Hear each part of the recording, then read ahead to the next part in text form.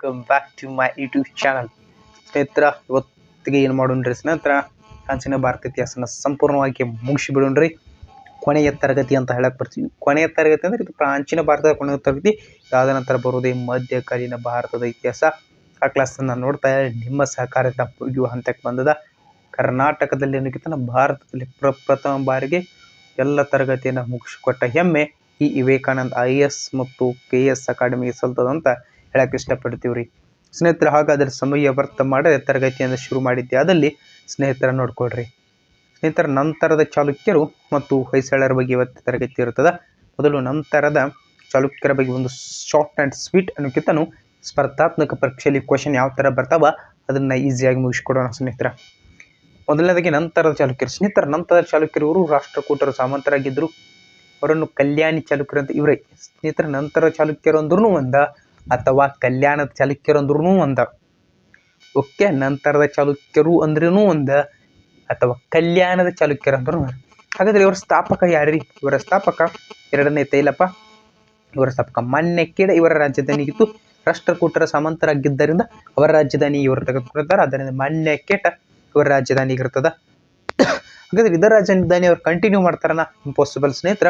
ಮಾನ್ಯಕ್ಯಟ transfer to ಕಲ್ಯಾಣಕ್ಕೆ ವರ್ಗಾಯಿಸ್ತಾರ. ಅದನ್ನ ಯಾವ ರಾಜ್ಯ ವರ್ಗಾಯಿಸ್ತಂತ ಕ್ವಶನ್ ಆದ್ರೆ ಒಂದನೇ ಸೋಮೇಶ್ವರ ಎಂಬ ರಾಜ್ಯನು ಅದನ್ನ ಮಾನ್ಯಕ್ಯಟ ರಾಷ್ಟ್ರಕೂಟರ ಸಾಮಂತರಾಗಿದ್ದ ರಾಷ್ಟ್ರಕೂಟವನ್ನು ಕೇಂದ್ರ ಭಾಗಕ್ಕೆ ಇವರು ತಮ್ಮ ಸಾಮ್ರಾಜ್ಯವನ್ನು ಸ್ಥಾಪಿಸಿ ನಂತರ ಚಾಲುಕ್ಯರಾದರು.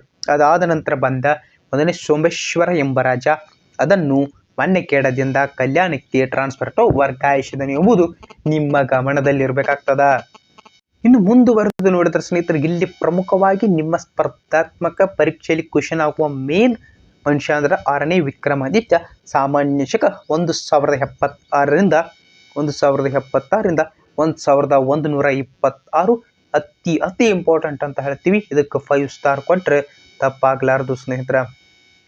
ಯಾಕ್ರಿ ಸರ್ 5 ಸ್ಟಾರ್? ಯಾಕಂದ್ರೆ ಕ್ವಶನ್ ಮೇನ್ ಆಗು ಇಲ್ಲಿ ಬರೀ. ಆದ್ದರಿಂದ ನೀವು ನೋಡ್ತಾ ಹೋಗ್ರಿ. 6ನೇ ವಿಕ್ರಮಾದಿತ್ಯ ಈ ವಂಶದ ಅತ್ಯಂತ ಪ್ರಮುಖ ವರ್ಷ. 50 ವರ್ಷ ಕಾಲ ಆಳ್ವಿಕೆ ಮಾಡ್ಯಾನ್ರಿ. ಪ್ರಮುಖ ಸಜ್ಜಾನ್ ಸಹಿತ 50 ವರ್ಷಗಳ ಕಾಲ ಆಳ್ವಿಕೆ ಮಾಡ್ಯಾನಂದ್ರೆ ಫೇಮಸ್ ಆಗಬೇಕು. ಅಷ್ಟೇ ಅಲ್ಲದೆ ಇವನು ಬನವಾಸಿಯಲ್ಲಿ ತನ್ನ ಸಹೋದರ ಜಯಸಿಂಹನ ದಂಗೆಯನ್ನು ತೆಗ್ತಾನ. ಅವನ ಸಹೋದರ ಬ್ರದರ್ ಸ್ವಾರ್ ಅವನ ಸಹೋದರನೇ ಆಗಿರ್ತಕ್ಕಂಥ ಬನವಾಸಿ ಒಳಗೆ ಯುದ್ಧ ನಡೀತದ. ಅವನ ಸಹೋದರ ಯಾರಂದ್ರೆ ಜಯಸಿಂಹ ದಂಗೆ ಹೇಳ್ತಾನೆ. ಆದ್ರೆ ಆವತ್ತನ ದಂಗೆಯನ್ನು 6ನೇ ವಿಕ್ರಮಾದಿತ್ಯ ಹತ್ತಿಕ್ತಾನ. ನಂತರ ಅವನು ಹೊಯ್ಸಳ ಅರಸರಾದ 1ನೇ ವೀರ ಬಲ್ಲಾಳನು ಹಾಗೂ ವಿಷ್ಣುವರ್ಧನ ದಂಗೆಯನ್ನು ಎದುರಿಸ್ತಾನ. ವೆಂಗಿಯನ್ನು ವಶಪಡಿಸಿಕೊಳ್ಳಬೇಕೆಂಬ ಕುಲತ್ತುಂಗ ಚೋಳನ ಪ್ರಯತ್ನ